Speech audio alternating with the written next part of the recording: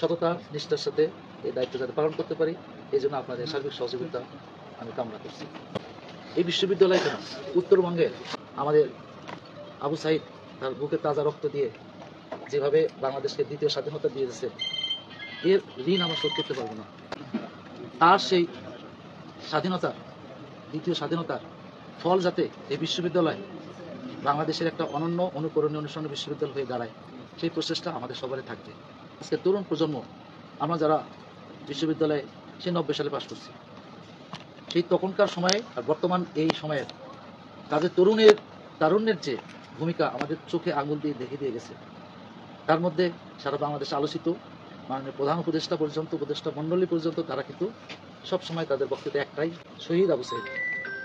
আজকে আমরা তার যে রক্তের ঋণ আমরা শোধ করতে পারবো না কখনই।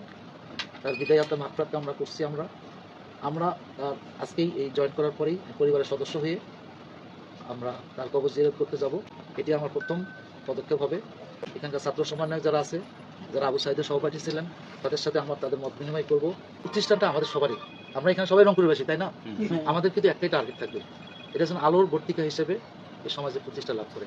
এই শহীদ আবু সাইদের আমাদের এই প্রতিষ্ঠানকে আমরা যেন সেই জায়গায় নিয়ে যেতে পারি।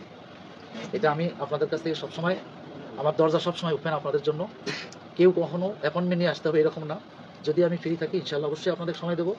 সুধী সমাজ, বিশ্ববিদ্যালয় শিক্ষক সমাজ, ছাত্র এবং আপনারা যারা সাংবাদিক ভাইরা আছেন, তাদের সাথে আলোচনা করে একটা বৃহত্তর পরিকল্পনা দাঁড় করাবো, যেখানে আরো জমি অধিগ্রহণ করে আমরা আরো কয়েকটি হল, মেয়েদের হল, ছেলেদের হল, যাতে পূর্ণাঙ্গ আবাসিক হল হিসেবে, আবাসিক শিক্ষা প্রতিষ্ঠান হিসেবে যেন গড়ে তুলতে পারি, সেটা একটা টার্গেট আমার একটা প্ল্যানিং এর মধ্যে আছে। আমি আশা করি উপদেষ্টা মহোদয় আবু সাইদের বিশ্ববিদ্যালয় এই ধরনের অনুদান তারা দিতে পারে। আরো একটা কথা এখানে আমি যোগ করতে চাই, যে আমাকে নিয়োগ দিয়েছিলেন আমাদের ঢাকা বিশ্ববিদ্যালয় ভাইস চ্যান্সেলর স্যার, উনি এখন আমাদের বিশ্ববিদ্যালয় মঞ্জুরি কমিশনের চেয়ারম্যান। তার সাথে স্যারের সাথে দেখা করে আসছি, এবং তার কাছে আবু সাইদের বিশ্ববিদ্যালয় সবচেয়ে বেশি অগ্রগণ্য হবে। আমরা যে প্রস্তাবগুলো দেবো, আমার বিশ্ববিদ্যালয় মঞ্জুরি কমিশন আমাদের অনুদানগুলো দেন, সর্বোচ্চ সব প্রস্তাবগুলোকে অগ্রাধিকার ভিত্তিতে দেখবেন বলে আশ্বাস দিয়েছেন। কিন্তু আমি নিজেই আবু সাইদের বাড়ির পাশের লোক। বেগম রোকেয়া বিশ্ববিদ্যালয়ে কোনো ছাত্র, শিক্ষক, কোনো কর্মচারী জড়িত থাকে, আমরা বিশ্ববিদ্যালয় কর্তৃপক্ষ আবার একটা মামলা করবো ইনশাআল্লাহ। আবু সাইদের যারা খুনি, তার দৃষ্টান্ত শাস্তি আমরা শুধু চাই না, সারা বিশ্ব চাই, সারা মানুষ চাই। এটা অস্বীকার করার কোনো উপায় নেই। সুতরাং এই জায়গায় আমাদের কোনো ছাড় নেই।